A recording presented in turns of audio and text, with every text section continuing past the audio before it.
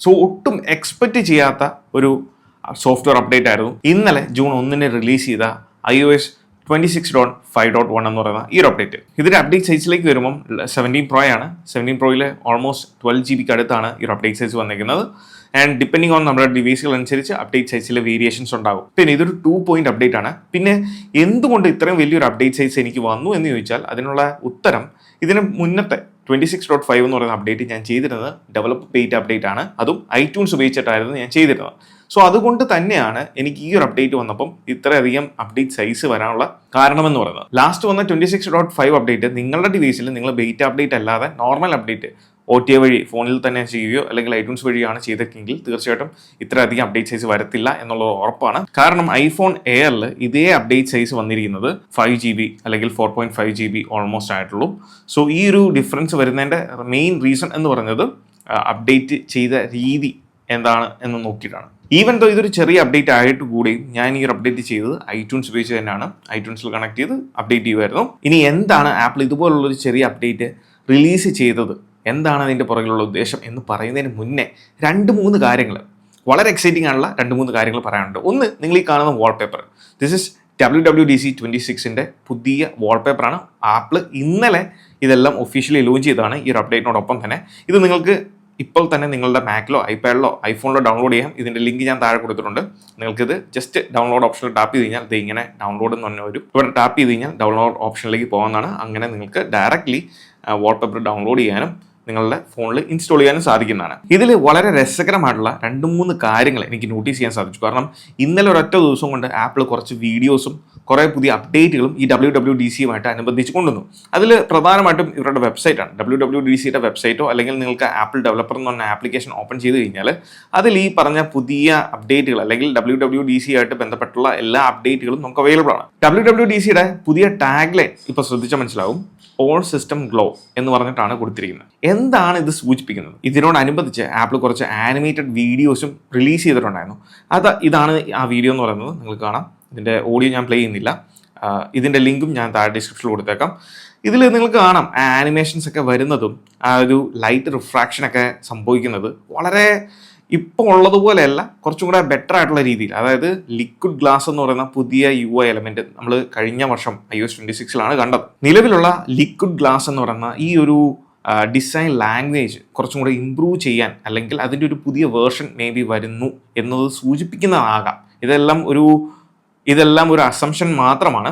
കാരണം അതിനോടനുബന്ധിച്ച് ആപ്പിളിൻ്റെ വെബ്സൈറ്റിൽ പോവുകയാണെന്നുണ്ടെങ്കിൽ നിങ്ങൾക്ക് കാണാം ഈ ലോഗോസ് ഒക്കെ ഡിസൈൻ ചെയ്തേക്കുന്നത്. അതിൽ ഗ്ലാസുകൾ, ആ ഒരു ഗ്ലാസിൻ്റെ എലമെൻറ്റുകളും അതിൽ ലൈറ്റ് റിഫ്രാക്ട് ചെയ്യുന്നതും അതിൻ്റെ ഒരു ഡെപ്തും കാര്യങ്ങളെല്ലാം നിങ്ങൾക്ക് ശ്രദ്ധിച്ചാൽ മനസ്സിലാവും. ഇതുവരെ ഉണ്ടായിരുന്ന ഒരു രീതിയിലല്ല, അല്ലെങ്കിൽ ലിക്വിഡ് ഗ്ലാസിന് ഇപ്പം നമ്മൾ കാണുന്ന രീതിയിലല്ല. നിലവിൽ നമ്മൾ കസ്റ്റമൈസേഷൻ ഓപ്ഷനിൽ നമുക്ക് കാണാം ക്ലിയർ ഉണ്ട്, ടിൻറ്റ് ഉണ്ട്. അതിൽ ലൈറ്റ് കൊടുത്താലും ഡാർക്ക് കൊടുത്താലും നമുക്ക് ഏകദേശം ആ ഒരു ഇപ്പോൾ കണ്ടതിനോട് ആ ലൈറ്റ് റിഫ്രാക്ട് ചെയ്യുന്നതിനോട് സാമ്യമുള്ള ഒരു സംഭവങ്ങളൊക്കെ കാണാൻ സാധിക്കും. പക്ഷേ iOS 27ലേക്ക് വരുമ്പോൾ മേ ബി ലിക്വിഡ് ഗ്ലാസ് എന്ന് പറയുന്ന ഈ ഒരു ഡിസൈൻ ലാംഗ്വേജിൻ്റെ കുറച്ചും കൂടെ ഇംപ്രൂവ്ഡ് ആയിട്ടുള്ള ഒരു വേർഷൻ ആകാം ആപ്പിൾ കൊണ്ടുവരാൻ ചാൻസ് ഉള്ളത്. അങ്ങനെ വരുമ്പോൾ 2 കാര്യങ്ങളാണ്. ഒന്ന്, പെർഫോമൻസ്, അതോടൊപ്പം തന്നെ ബാറ്ററി. കാരണം നമ്മൾ ഏറ്റവും കൂടുതൽ ലാഗ് ചെയ്യുന്ന അല്ലെങ്കിൽ ഏത് യൂസേഴ്സും ഒരേപോലെ തന്നെ കംപ്ലയിൻറ്റ് ചെയ്യുന്ന iOS 26നെ പറ്റി ഒരു കംപ്ലയിൻറ്റ് പറയുവാണെന്നുണ്ടെങ്കിൽ പ്രധാനമായിട്ടും പറയുന്നൊരു കാര്യമാണ് ബാറ്ററിയുടെ ഒരു ബാക്കപ്പ് കുറവാണ് പ്രീവിയസ് ജനറേഷൻ OS വെച്ച് കമ്പയർ ചെയ്യുമ്പോൾ. സോ അതിനൊരു വ്യത്യാസം യൂസേഴ്സിന് ഫുള്ളി കസ്റ്റമൈസ് ചെയ്യാൻ സാധിക്കുന്ന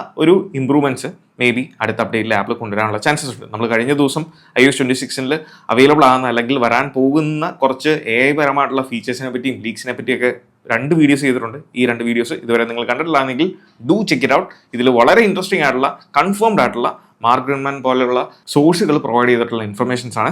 ഇനി എന്താണ് 26.5.1 എന്നുള്ളതിൻ്റെ പ്രത്യേകത എന്നുള്ളത് ഇവിടെ കൃത്യമായിട്ട് ആപ്പിൾ കൊടുത്തിട്ടുണ്ട്. This update addresses an issue four A small number of users that may prevent wired charging on iPhone Air, iPhone 17 models when the battery is nearly drained. ഇതൊരു സ്മോൾ നമ്പർ ഓഫ് യൂസേഴ്സിനാണ് കഴിഞ്ഞ update 26.5 അപ്ഡേറ്റിന് ശേഷം small amount of users complaint ചെയ്ത പരാതിപ്പെട്ട ഒരു കാര്യത്തിൻ്റെ മുകളിലാണ് ഈ ഒരു update release ചെയ്തേക്കുന്നത്. അതായത് ബാറ്ററി ഡ്രെയിൻ ചെയ്ത് ഒരു 20% താഴേക്കൊക്കെ പോയി കഴിയുമ്പം ഫോൺ ചാർജ് ചെയ്യാൻ നോക്കുമ്പോൾ, അതായത് വയേർഡായിട്ട് ചാർജ് ചെയ്യാൻ ശ്രമിക്കുമ്പം ചാർജ് കയറുന്നില്ല എന്നുള്ളൊരു പ്രോബ്ലം ഉണ്ടായിരുന്നു. അതുകൊണ്ട് തന്നെ ഈ ഒരു പ്രോബ്ലം നേരിട്ടുകൊണ്ട് ചെയ്യുന്ന യൂസേഴ്സ് കംപ്ലീറ്റ്ലി വയർലെസ് ചാർജിങ് ആയിരുന്നു ചെയ്തിരുന്നത്. സോ ഈ ഒരു പ്രോബ്ലം അഡ്രസ് ചെയ്യുന്നതിന്റെ ഭാഗമായിട്ടാണ് ആപ്പിൾ ഉടനടി ഈ ഒരു അപ്ഡേറ്റ് റിലീസ് ചെയ്ത്. ഇതിൽ കൃത്യമായിട്ട് കൊടുത്തിട്ടുണ്ട് ഐഫോൺ എയറിലും ഐഫോൺ 17 മോഡൽസിലും മാത്രം ഉള്ള യൂസേഴ്സിനാണ്. ഇതിൽ വ്യക്തമായിട്ട് കൊടുത്തിട്ടുണ്ട് iPhone air, iPhone 17 models, which means 17, 17 Pro, 17 Pro Max. അങ്ങനെ ഈ ഒരു ഐഫോണും കൂടെ ചേർത്ത് 4 മോഡൽസിൽ മാത്രമാണ് ഈ ഒരു അപ്ഡേറ്റ് റിലീസ് ചെയ്തേക്കുന്നത്. ഇത് ഒഴിച്ചു നിർത്തിയാൽ വേറെ കാര്യമായിട്ടുള്ള മാറ്റങ്ങൾ, പുതിയ ഫീച്ചേഴ്സ് ഒന്നും തന്നെ ഈ ഒരു അപ്ഡേറ്റിൽ കൊണ്ടുവന്നില്ല. കാരണം iOS 27 റിലീസ് ചെയ്യാൻ പോവുകയാണ്. പക്ഷേ ഇതിൽ തോന്നിയിട്ടുള്ള 2-3 കാര്യങ്ങൾ പറയാം. ഇത് എത്ര പേർക്ക് ഇതേ സെയിം പ്രോബ്ലം ഉണ്ടായിട്ടുണ്ട് എന്ന് എനിക്ക് അറിഞ്ഞുകൂടാ. അൺറെസ്പോൺസീവ് ആവുക, അതായത് കുറച്ച് നേരത്തേക്കെങ്കിലും സ്ക്രീനിൽ ഒരു ഓപ്ഷനിലേക്ക് നമ്മൾ സ്വൈപ്പ് ചെയ്താലും ടച്ച് ചെയ്താലും ഒന്നും റെസ്പോൺസീവ്നെസ് കാണത്തില്ല.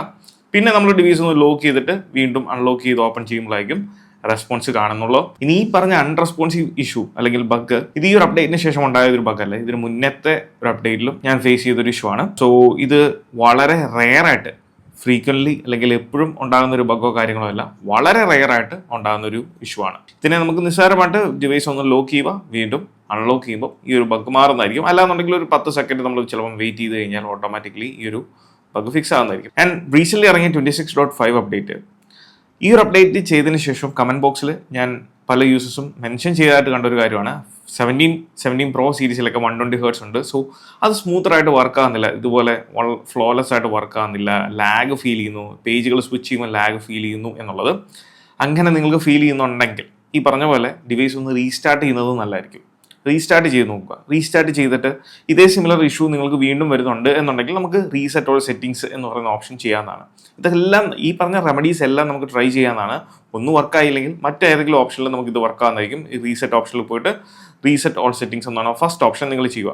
ഇത് ചെയ്യുന്നതുകൊണ്ട് നമ്മളുടെ ഫോണിലെ ഡേറ്റയോ ഫോട്ടോസോ വീഡിയോസോ ഒന്നും നഷ്ടപ്പെടത്തില്ല, ഈവൻ ഈ സിം പോലും നഷ്ടപ്പെടത്തില്ല. സോ ധൈര്യമായിട്ട് ചെയ്യാം.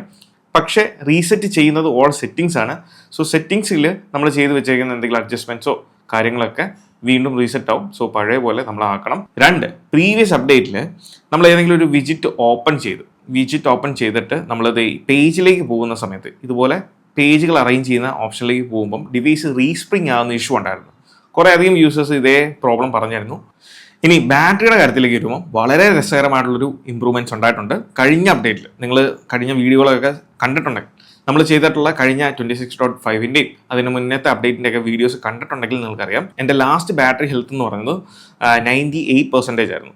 ഇപ്പോൾ എൻ്റെ ബാറ്ററി ഹെൽത്ത് എന്ന് പറയുന്നത് 95% ആണ്. ഇങ്ങനൊരു സഡൻ ഡ്രോപ്പ് ഇത് വളരെ നോർമലാണ്. ഇത് പല യൂസേഴ്സിനും അൺഅക്സെപ്റ്റഡ് ആയിട്ട് തോന്നിയേക്കാം, പക്ഷേ ഇത് സാരമില്ല. കാരണം 232 എൻ്റെ സൈക്കിൾ കൗണ്ട്. ഇത് ഒരു 230 വരെ അല്ലെങ്കിൽ 220 വരെയൊക്കെ 100%ലാണ് പോയത്.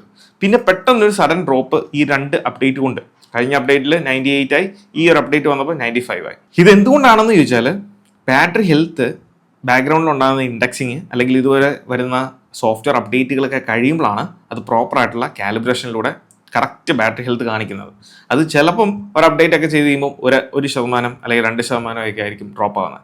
പിന്നെ അടുത്ത അപ്ഡേറ്റിലായിരിക്കാം കറക്റ്റ് വാല്യൂയിലേക്ക് വരുന്നത്. അതുകൊണ്ട് തന്നെയാണ് ഈ കഴിഞ്ഞ 2 അടുത്തടുത്ത അപ്ഡേറ്റുകളിൽ ഇത് 95ലേക്ക് വന്നത്. ഇനി വരുന്ന അപ്ഡേറ്റിൽ ഇത് മാറത്തില്ല. അത് ഒരു 2, 3, 4 അപ്ഡേറ്റുകളൊക്കെ ശേഷമായിരിക്കാം ഇത് ഡ്രോപ്പ് ആകാനുള്ള ചാൻസസ് ഉള്ളത്. സോ അങ്ങനെയാണ് യൂഷ്വലി ഞാൻ കണ്ടിട്ടുള്ളത്.